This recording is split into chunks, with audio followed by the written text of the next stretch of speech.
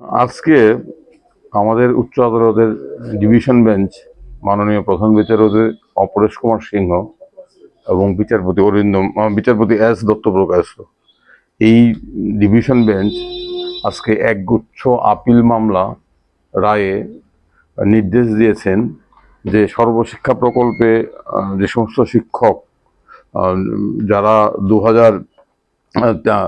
তেসরা সেপ্টেম্বর 2021 থেকে 23শে আগস্ট 2010 এই সময়ের মধ্যে সর্বশিক্ষা প্রকল্পে নিযুক্ত হয়েছিলেন এবং যাদেরকে রাজ্য সরকার নিয়মিত করেননি, তারা নিয়মিতকরণ হওয়ার যোগ্য, তাদেরকে নিয়মিতকরণ করতে হবে।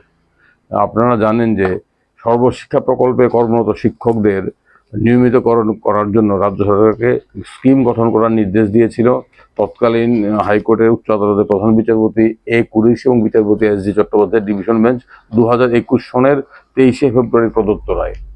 তারা সেই রায়ে উচ্চ আদালত বলেছিল সর্বশিক্ষা প্রকল্পে রাজ্যে যে সমস্ত শিক্ষকরা নিযুক্ত আছেন তারা চাকুরিতে নিয়মিতকরণ হওয়ার অধিকারী এবং তাদেরকে 5 বছরের পর নিয়মিত স্কেল প্রদান করতে হবে যাদের 5 বছর হয়ে গেছে।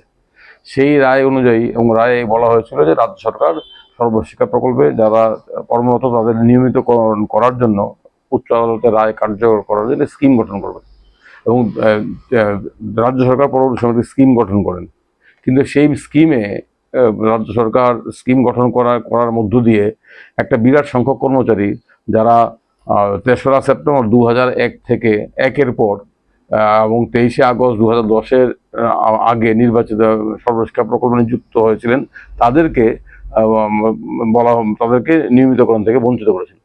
এর বিরুদ্ধে ওই শিক্ষকরা অনেকগুলো রিট মামলা একক বিচারপতির কাছে করেছিলেন, কিন্তু মাননীয় একক বিচারপতি সেই রিট মামলাগুলো খারিজ করে দিয়েছেন। কারণ মাননীয় একক বিচারপতি বলেছিলেন যে এই সময়ের মধ্যে যে সমস্ত শিক্ষকরা নিযুক্ত হয়েছিল তাদের নাকি এনসিআরটি কিংবা রাইট টু এডুকেশন অ্যাক্ট অনুযায়ী ন্যূনতম প্রয়োজনীয় শিক্ষাগত যোগ্যতা ছিল না, সেই কারণে তারা চাকুরিতে নিয়মিতকরণ হওয়ার অধিকারী নন। এর বিরুদ্ধে একগুচ্ছ রিট আপিল হয়েছিল। সেই রিট আপিলগুলোর দীর্ঘ শুনানি হয়েছিল। দীর্ঘ শুনানির পর আজকে উচ্চ আদালত রায় দিয়েছে। আজকে উচ্চ আদালত রিট আপিলগুলো সমস্ত মঞ্জুর করেছেন, অর্থাৎ একক বিচারপতি রায়কে খারিজ করে দিয়েছেন এবং উচ্চ আদালত এই সর্বশিক্ষা প্রকল্পে নিযুক্ত শিক্ষকদের বক্তব্য মান্যতা দিয়েছেন। তারা বলেছেন যে উচ্চ আদালত রায় বলেছেন যে 3রা সেপ্টেম্বর 2001-এর পর এবং 23শে আগস্ট 2010-এর মধ্যে সর্বশিক্ষা প্রকল্পে যে সমস্ত শিক্ষক নিযুক্ত হয়েছিলেন যাদেরকে রাজ্য সরকার স্কিম করে নিয়মিতকরণ থেকে বঞ্চিত করেছিল তাদের সবাইকে নিয়মিতকরণ করতে হবে। তার ফলে এই শিক্ষকদের বিরাট জয় হলো, তারা বিরাট জয় পেলেন এই উচ্চ আদালতের রায়ের ফলে। এবং এই উচ্চ আদালতের রায়ের ফলে শিক্ষা দপ্তরের যে একটা চক্রান্ত শিক্ষকদের বঞ্চিত করা, সর্বশিক্ষা প্রকল্প শিক্ষকদের বারবার আদালতে ঠেলে পাঠানো, তাদেরকে বারবার আদালতে দরজায় করণার্থে বাধ্য করা, তারা সেই প্রচেষ্টার মধ্যে একটা ঝামা ঘষা গেল। আমরা বারবার বলছি যে এই শিক্ষকদের বারবার হেনস্থা করা হচ্ছে, তারা সবাই নিয়মিতকরণের যোগ্য।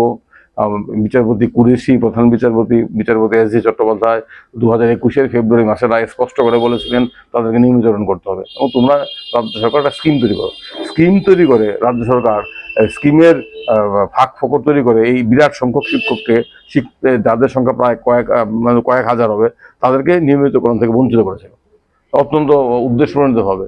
এর বিরুদ্ধে একক বিচারপতির কাছে মামলা করা হয়েছিল, অনেকগুলো রিট মামলা। একক বিচারপতি তাদের বক্তব্য মান্যতা দেননি, রাজ্য সরকারের সিদ্ধান্তকে বহাল রেখেছিল। এর বিরুদ্ধে আপিল হয়েছিল, সেই আপিলগুলোর আজকে শুনানির পরে শুনানি হয়েছিল মাসখানেক পূর্বে, আজকে রায় দিল। সেই রায়ের ফলে তাদেরকে এখন শিক্ষা দপ্তরে নিয়মিতকরণ করতে হবে। কতজন রয়েছে শিক্ষক?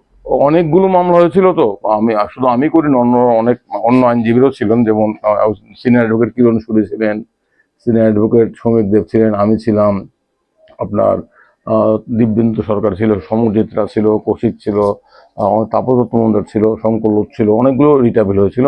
এবং এই মামলা রায়ের ফলে আমার ধারণা অন্তত 2000 শিক্ষক নিয়মিতকরণ হবেন, তাদের চাকরি রেগুলার হবে। এতদিন অবধি শিক্ষা দপ্তরের আমলারা, কার নির্দেশ আমি জানি না, অত্যন্ত উদ্দেশ্যপ্রণীতভাবে বদ উদ্দেশ্য নিয়ে এই শিক্ষকদের হেনস্থা করছিল, তাদেরকে নিয়মিতকরণ থেকে বঞ্চিত করে তাদেরকে ঝুলিয়ে রেখেছিল।